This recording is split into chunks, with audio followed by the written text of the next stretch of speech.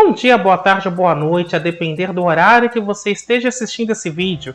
Tudo bem com você? Eu sou o professor Fábio e no vídeo de hoje eu gostaria de continuar a nossa conversa a respeito do teorema da decomposição primária. Vamos lá?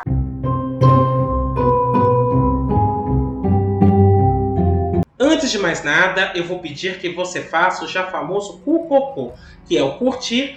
Deixe o seu like, aproveita e faça isso agora que você já não esquece.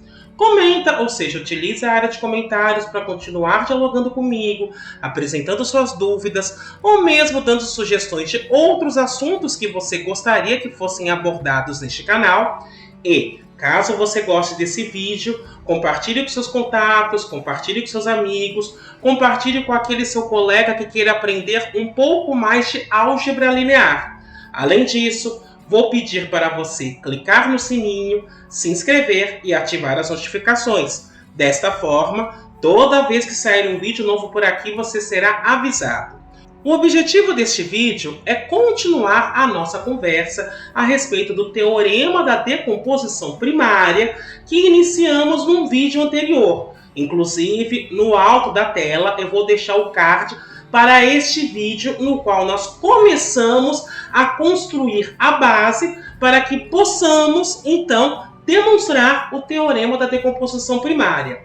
Só para recapitular, no primeiro vídeo o que nós provamos foi o seguinte, que se eu tenho um operador definido no espaço vetorial V e eu pego um subespaço V1 desse espaço vetorial V e considero a restrição deste operador a V1, então o polinômio mínimo desta restrição divide o polinômio mínimo do operador. Além disso, o que nós verificamos é o seguinte.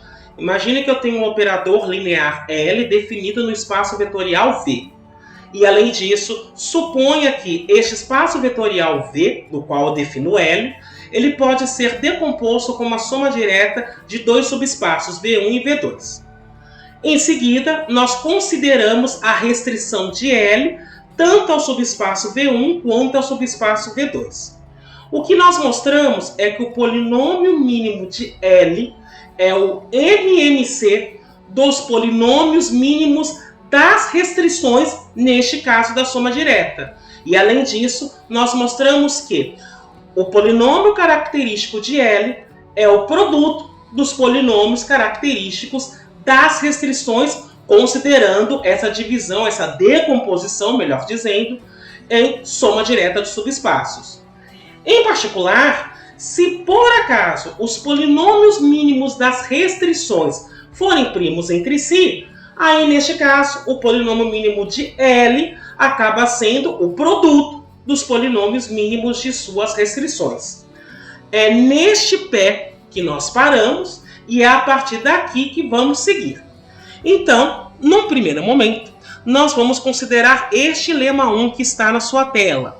Sejam L de V em V uma transformação linear, ou seja, L é um operador linear, e G de T e H de T polinômios quaisquer.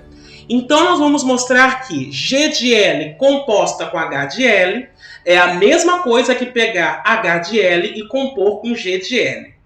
Este resultado é importante porque, via de regra, os operadores lineares não são comutativos. E neste caso, o que eu estou dizendo aqui, considerando um tipo específico de operador, eles vão ser sempre comutativos. Porque, veja, na hora que eu faço um polinômio aplicado num operador, eu estou gerando um novo operador linear. E, neste caso, eu estou garantindo a comutatividade de operadores, desde que eles sejam obtidos a partir da composição de um polinômio com um operador linear. A demonstração deste resultado não é difícil, embora seja ligeiramente trabalhosa. Então, para demonstrarmos esse resultado, eu vou partir do seguinte ponto. Então, sejam G de T e H de T polinômios quaisquer. como preconiza a hipótese. Ou seja,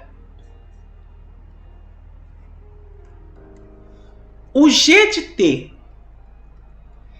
ele é descrito como um somatório, que seria o somatório para I indo de 0 até N de AI vezes T elevado a I.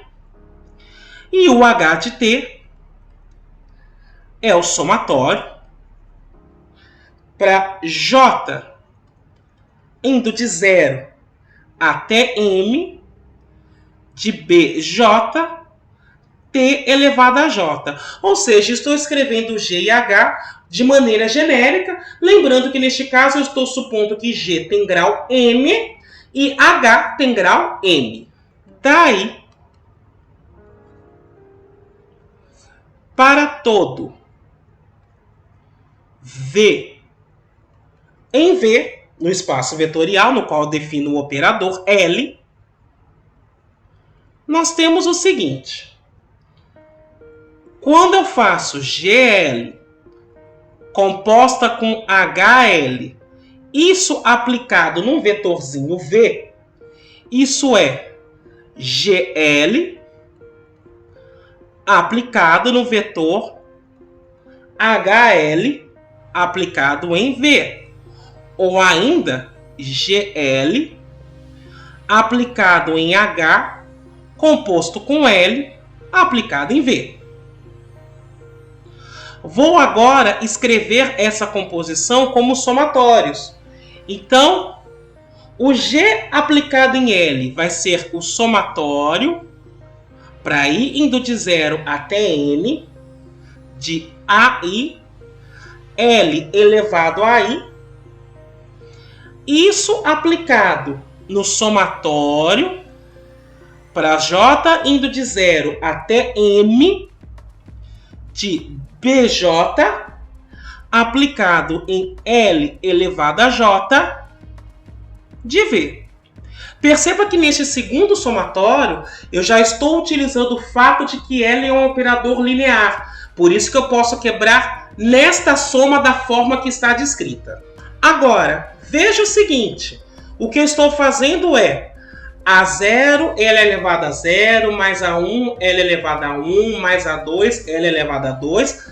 Esta função aplicado neste termo. Novamente, como L é um operador linear, quando eu calculo A0, L elevado a 0, mais A1, L elevado a 1, mais até chegar em AN, L elevado a N. Neste elemento que está indicado com uma seta, eu posso escrever como A0, L elevado a 0, calculado só neste elemento, mais A1, L elevado a 1, calculado neste mesmo elemento, mais A2, L ao quadrado, calculado neste elemento, e assim por diante. Portanto, eu vou ter o seguinte somatório.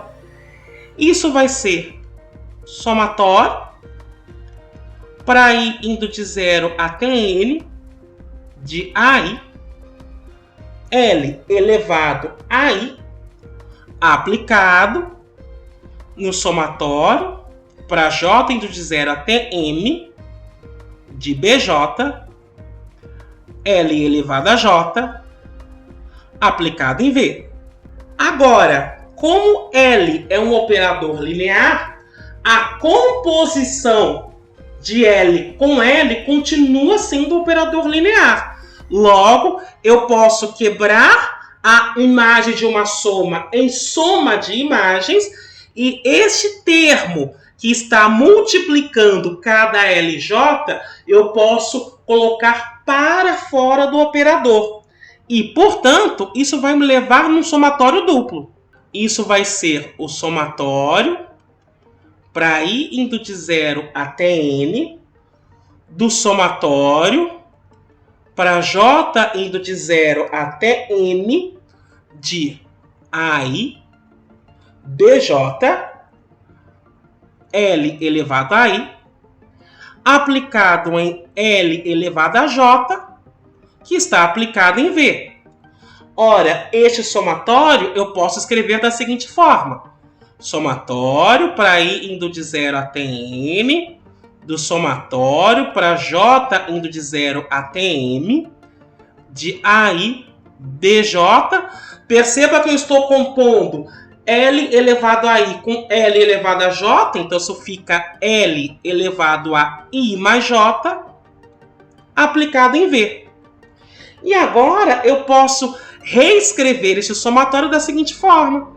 Seu somatório para I indo de 0 até M, do somatório para J indo de 0 até M, de AI BJ, como I mais J é igual a J mais I, eu posso separar este expoente que está dando origem a essa potência de L em composições de L, da seguinte forma.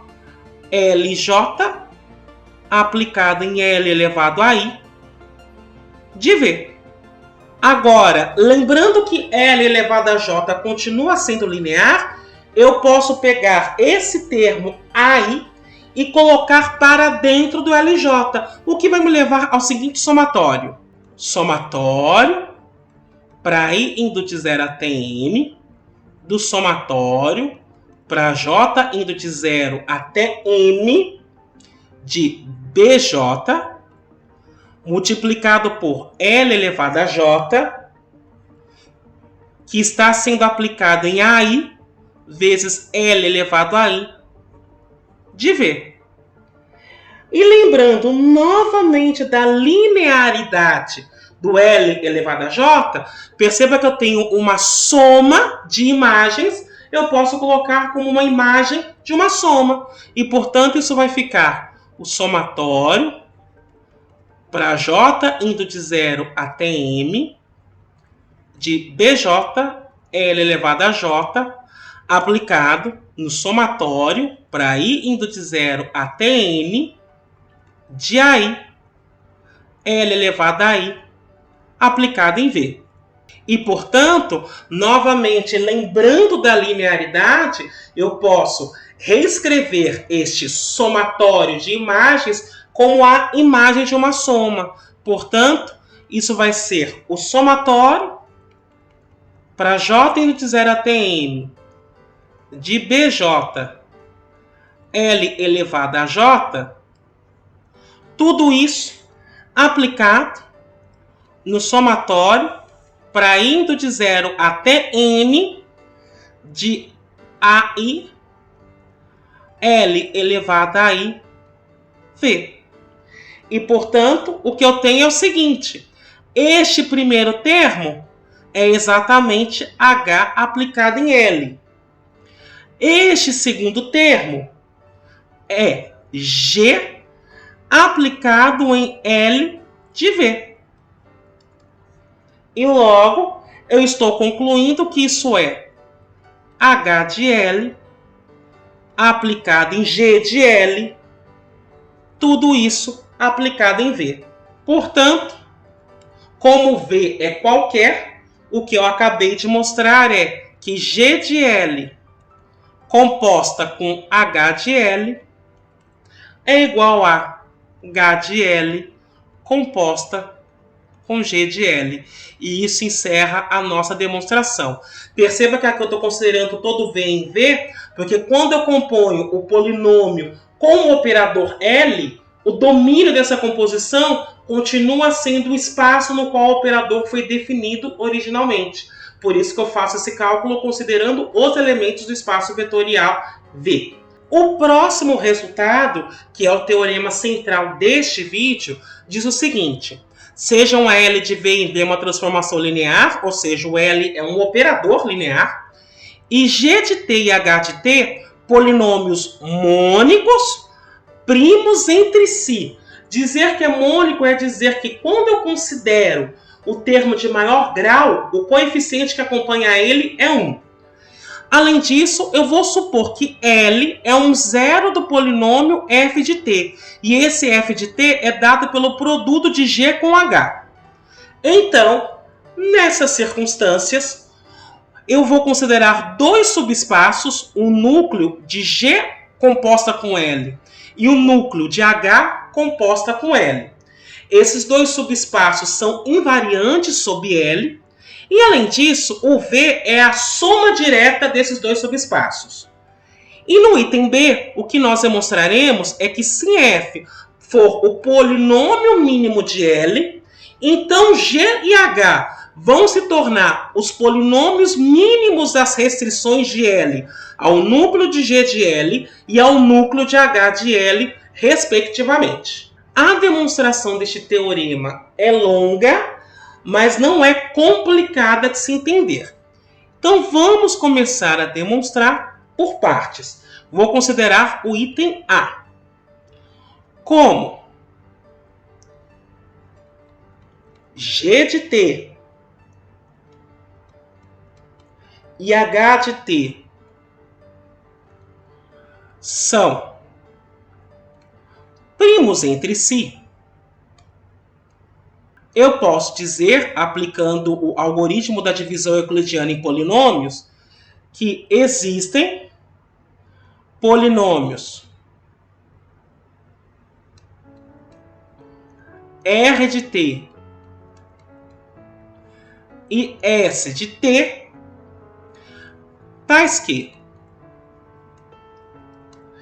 quando eu faço R vezes G e somo com S vezes H, isso vai dar o M de C entre G e H. Como eles são primos entre si, esse M de C é um polinômio constante igual a 1.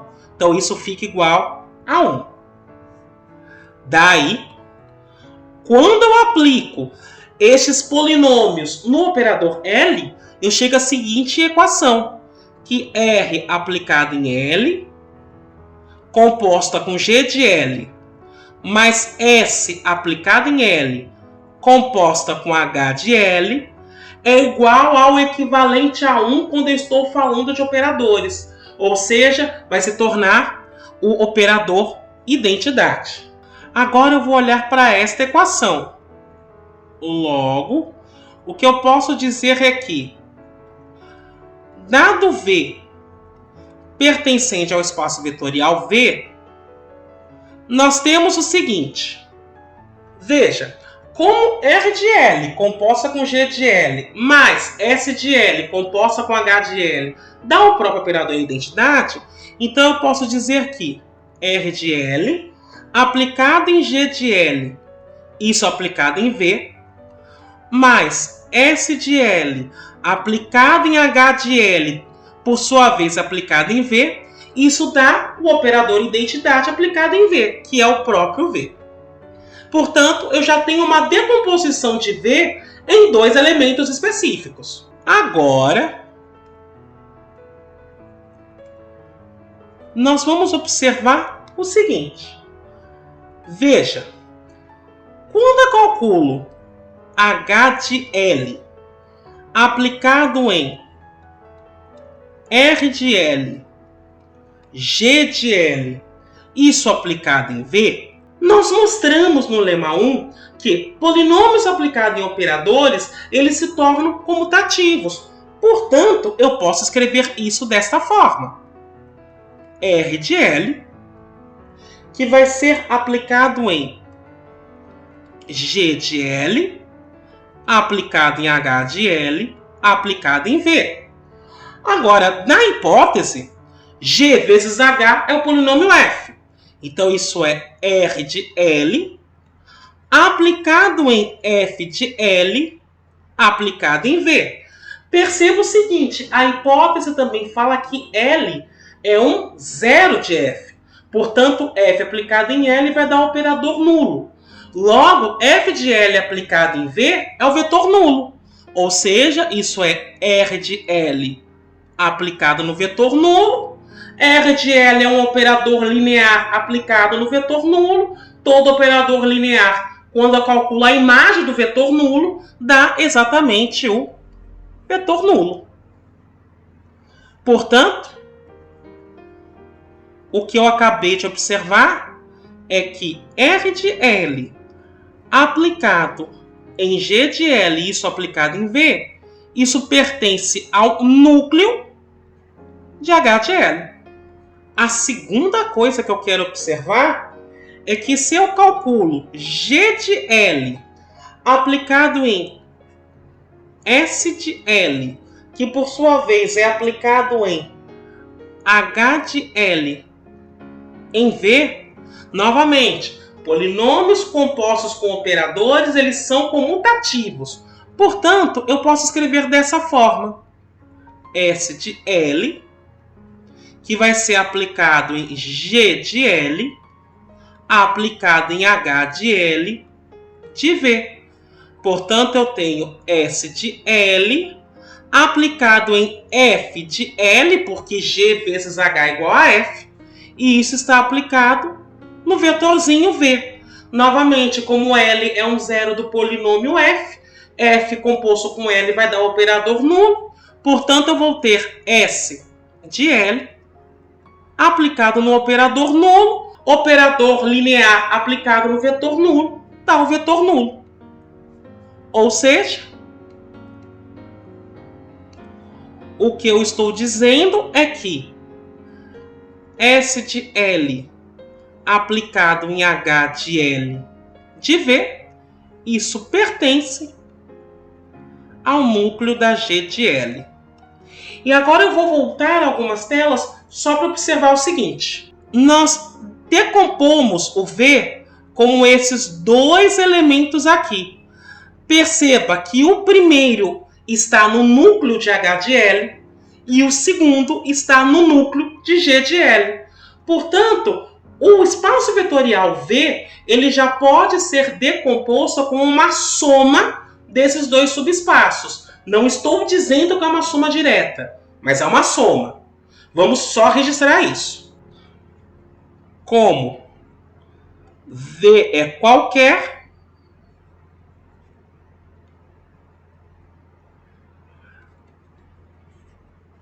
segue que o V está contido na soma do núcleo de G de L com o núcleo de H de L. Agora, como o núcleo de G de L somado com o núcleo de H de L está contido em V, já que esses dois são subespaços do espaço vetorial V, nós temos então uma igualdade de conjuntos. Ou seja, o meu espaço vetorial V vai ser o núcleo da G de L somada com o núcleo da H de L. Agora que eu já observei que o V é decomposto nessa soma, eu vou mostrar que essa soma é uma soma direta. De que maneira? Mostrando que essa decomposição é única. Então, para isso, eu vou pegar um vetorzinho V no espaço vetorial V, tal que o V é da forma U mais W, onde o U está no núcleo da G de L e o W ele está no núcleo da H de L. Então, a primeira coisa que eu vou observar é o seguinte. O U, lembrando daquela equação que utiliza os polinômios R, G, S e H, eu posso escrever o U, porque ele está no espaço vetorial V, como sendo R de L aplicado em G de L de U mais S de L aplicado em H de L de U. E aí veja o seguinte, como o U está no núcleo da G de L, este termo vira o vetor nulo. R de L aplicado no vetor nulo dá o próprio vetor nulo. Portanto, nessa soma, o que me sobra é S de L aplicado em HL de U. Perceba agora o seguinte, que esta parcela eu posso escrever da seguinte maneira. S de L aplicado em HL de U mais S de L aplicado em HL de W. Perceba que W está no núcleo de H de L. Então, H de L aplicado em W é o vetor nulo. S de L aplicado no vetor nulo continua sendo vetor nulo. Portanto, o que eu estou somando aqui é o vetor nulo. Não estou fazendo nenhuma alteração na parcela que eu tinha. Só que como S de L e H de L ambos são polinômios aplicados em operadores, eles são operadores lineares. A composição de operadores linear continua linear, portanto eu posso escrever como S de L aplicado em H de L de U mais W. E veja, neste caso eu tenho S de L aplicado em HL de V, já que U mais W é o próprio V. Portanto, o que eu mostrei aqui é que o U neste caso é S de L, H de L aplicado em V. Se eu mostrar que o W vai ser R de L aplicado em G de L de V, eu estou acabando de mostrar a unicidade dessa decomposição e, portanto, aí eu já tenho uma soma direta. Vamos verificar isso. Além disso, perceba que o W, como também está dentro do espaço vetorial V, ele pode ser escrito como R de L aplicado em G de L aplicado em W mais S de L aplicado em H de L e isso aplicado em W. Novamente, o W está no núcleo de H de L. Então, H de L aplicado em W dá o vetor nulo. S de L aplicado no vetor nulo fica o vetor nulo. Portanto, a parcela que me sobra é R de L aplicado em G de L aplicado em W. Perceba que isso se torna R de L aplicado em G de L aplicado em W mais R de L aplicado em G de L aplicado em U. Porque, mais uma vez, G de L aplicado em U dá o vetor nulo, já que o U está no núcleo da G de L. R de L aplicado no vetor nulo continua sendo vetor nulo. E, novamente, como R de L aplicado em G de L é um operador linear, isso eu posso escrever como R de L aplicado em G de L aplicado em W mais U. W mais U é a mesma coisa que U mais W, portanto, isso é R de L aplicado em G de L aplicado em V. Portanto, o que nós mostramos é que o W vai ser R de L aplicado em G de L aplicado em V. Então, só para que nós observemos, se eu faço uma decomposição de V em função dos núcleos da G de L e do núcleo da H de L, perceba que a decomposição sempre vai ter uma única cara. O U vai ser escrito desta forma e o W vai ser sempre escrito dessa forma. Portanto, a decomposição que eu tenho é uma decomposição única. Logo, só para registrar isso,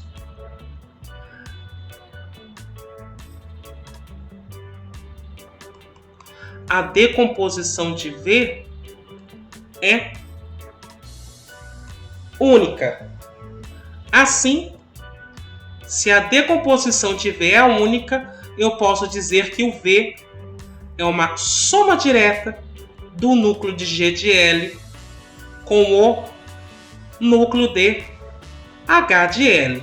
E isso aqui, então, é parte daquilo que eu queria mostrar.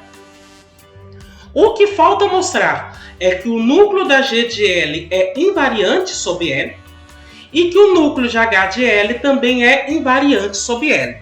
Então vamos mostrar isso. Por fim,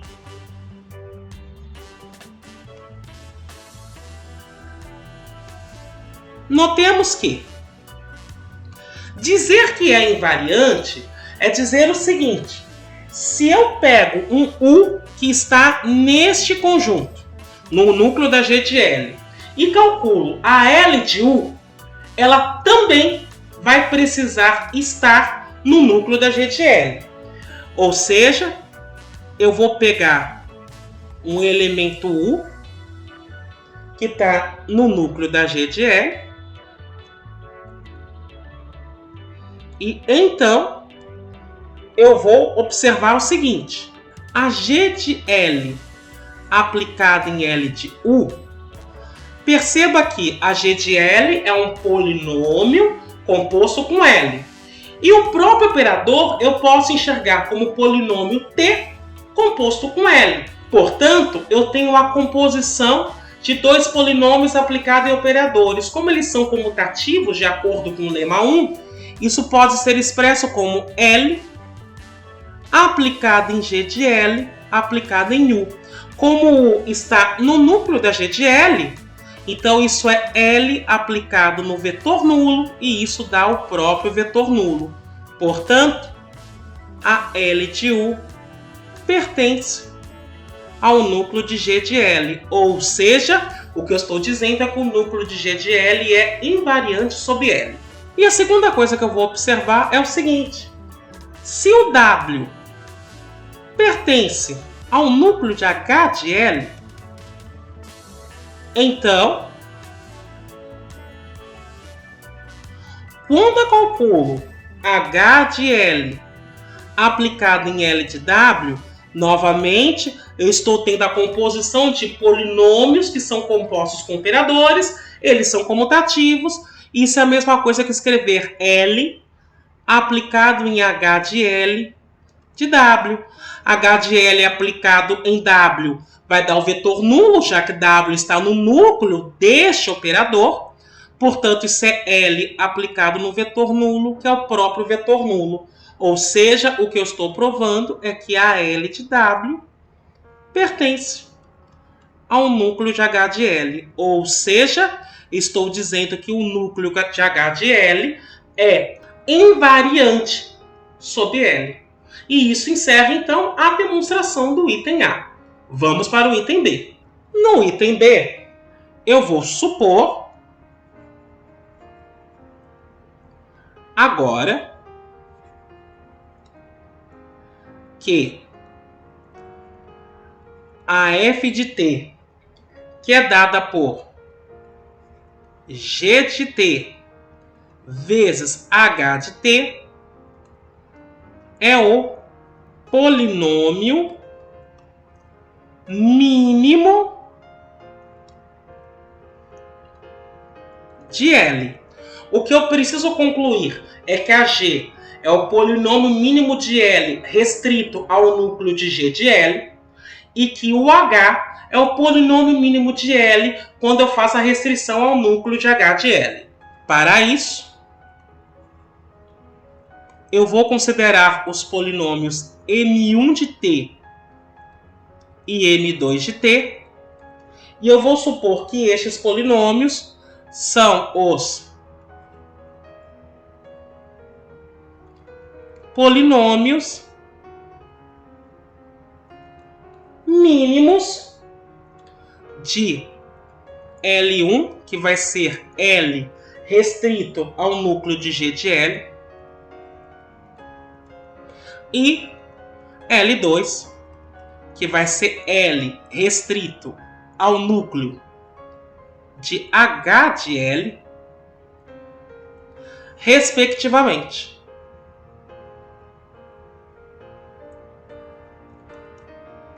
Então, a primeira coisa que eu vou observar é que M1 e M2 são divisores de F.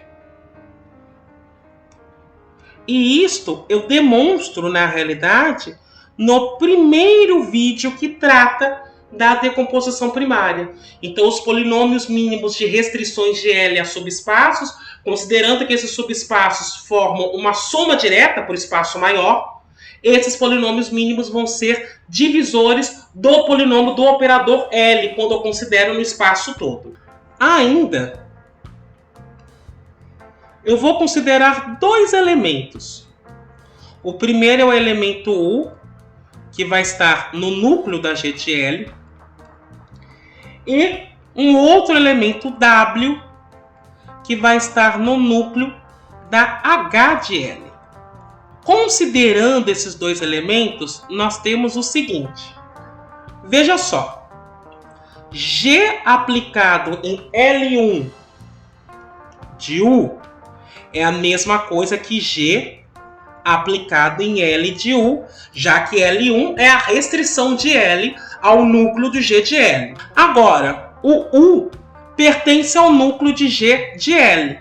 Portanto, isso aqui é G aplicado em L aplicado em U e isso dá o vetor nulo. E além disso, quando eu faço H aplicado em L2 de W, como L2 é a restrição de L ao núcleo de H de L, eu posso dizer que H composto com L2 é a mesma coisa que fazer H composta com L aplicado em W, já que este W está no núcleo de H de L. Ora, mas se este W está no núcleo de H de L, então este W anula o operador. Portanto, H de L aplicado em W vai dar o vetor nulo. Como isso acontece para todo U no domínio de L1 e para todo W no domínio de L2, o que eu posso afirmar é que G aplicado em L1 vai ser o operador nulo e H aplicado em L2 também vai ser o operador nulo. Agora, o polinômio mínimo de L1 é o polinômio de menor grau que tem L1 como zero. Como G é um outro polinômio que também tem L1 como zero, então M1 tem que dividir G. E de maneira similar, o M2 é o polinômio mínimo de L2. Então M2 é o polinômio de menor grau possível que tem L2 como zero. Como H também tem L2 como zero, ou seja, eles têm um zero em comum, eu tenho que necessariamente ter que o M2 divide H. Vou registrar isso. Assim, M1 de T divide G de T e M2 de T divide H de T. Agora, suponha que exista um polinômio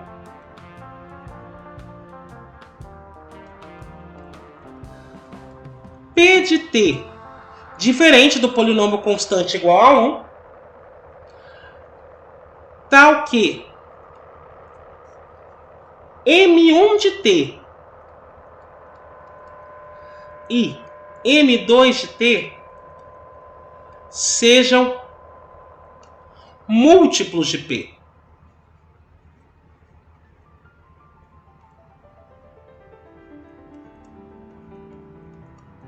Porque, veja, o que eu quero observar é se M1 e M2 são primos entre si. A hipótese fala de G e H, mas ele não fala dos polinômios M1 e M2. Então eu vou verificar com isso se de fato eles também são primos entre si. Para isso, eu vou supor que tem um polinômio que é diferente do polinômio constante igual a 1, que seja múltiplo de M1 e M2 ao mesmo tempo. Então, se o P de T é múltiplo de M1, então o P de T divide G. Por quê? O P divide M1 e M1 divide G. Então, por transitividade, o P divide G. Então, só para registrar, P de T divide G de T. E, de maneira análoga, eu posso dizer que o P de T divide H de T. Porque, veja, o P divide M2, já que M2 é um múltiplo de P. O M2 divide H. Então, por transitividade, o P tem que dividir H. Ou seja, ele divide G e ele divide H. O que é absurdo, porque, por hipótese, G e H são primos entre si. Logo, o que eu estou verificando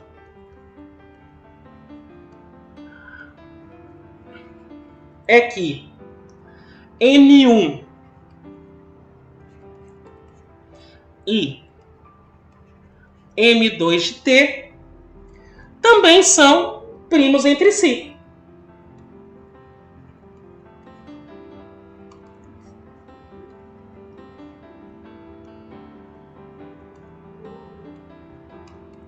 Logo, o que nós provamos no primeiro vídeo que trata de decomposição primária é que se M1 e M2 são dois polinômios mínimos das restrições de L a dois subespaços e estes subespaços formam uma soma direta do espaço todo no qual o L foi definido, que nessas condições eu tenho que o polinômio mínimo do operador L é o produto do polinômio mínimo dessas restrições. Em outras palavras, o que eu posso afirmar é que a f de t vai ser o produto de M1 com M2. Na realidade, o que se provou anteriormente é que M1 vezes M2 vai ser o MMC entre M1 e M2, que neste caso é a F, vezes o MDC entre M1 e M2. Como eles são primos entre si, este MDC é igual a 1. Por isso que eu posso escrever F como sendo este produto. Por outro lado,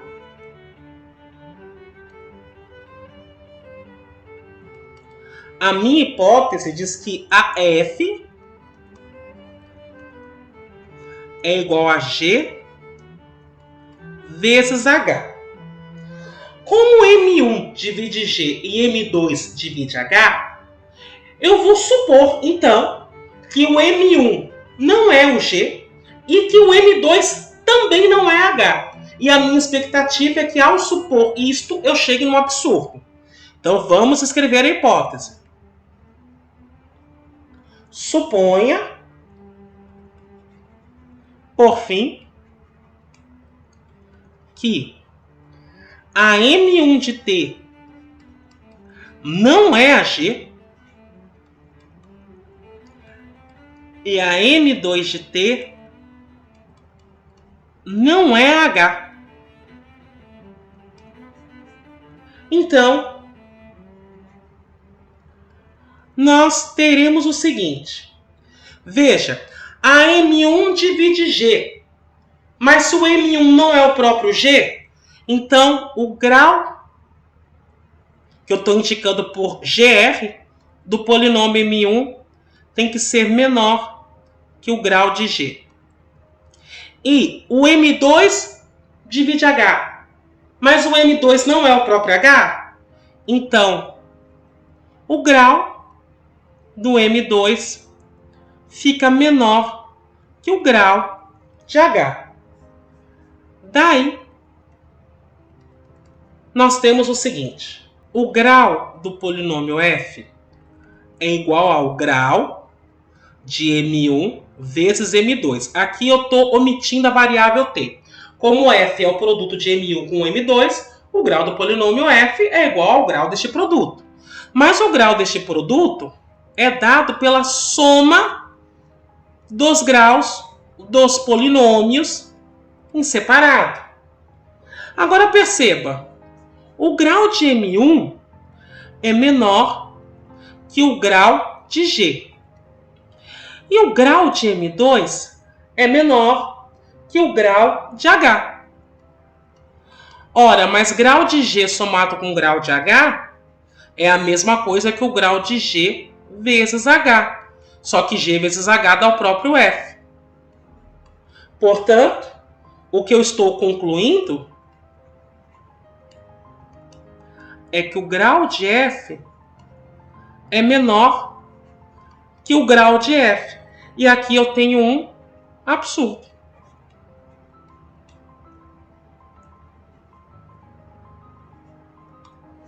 Deste modo,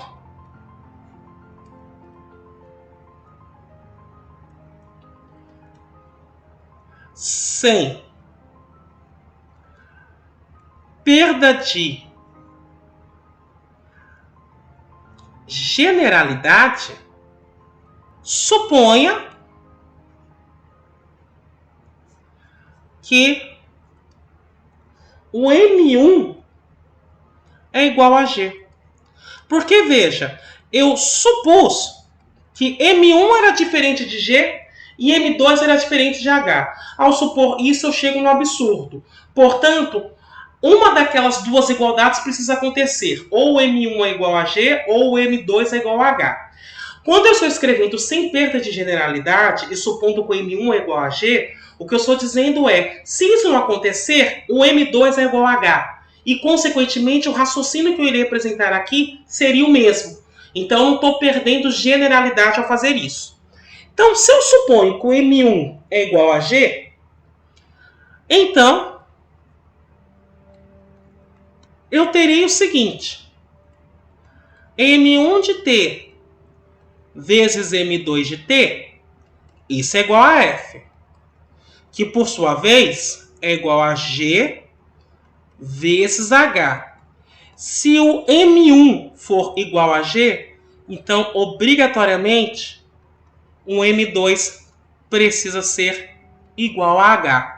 Agora, se não acontecer isso, então o M2 é igual a H. E aí, neste caso, usando o mesmo raciocínio, você conclui que o M1 é igual a G.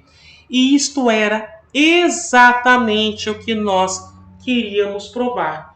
Que na hora que eu pego o polinômio mínimo de L, que é dado por F, e ele é um produto de G vezes H, que na realidade G e H são os polinômios mínimos das restrições de L ao núcleo de G de L e ao núcleo de H de L, respectivamente.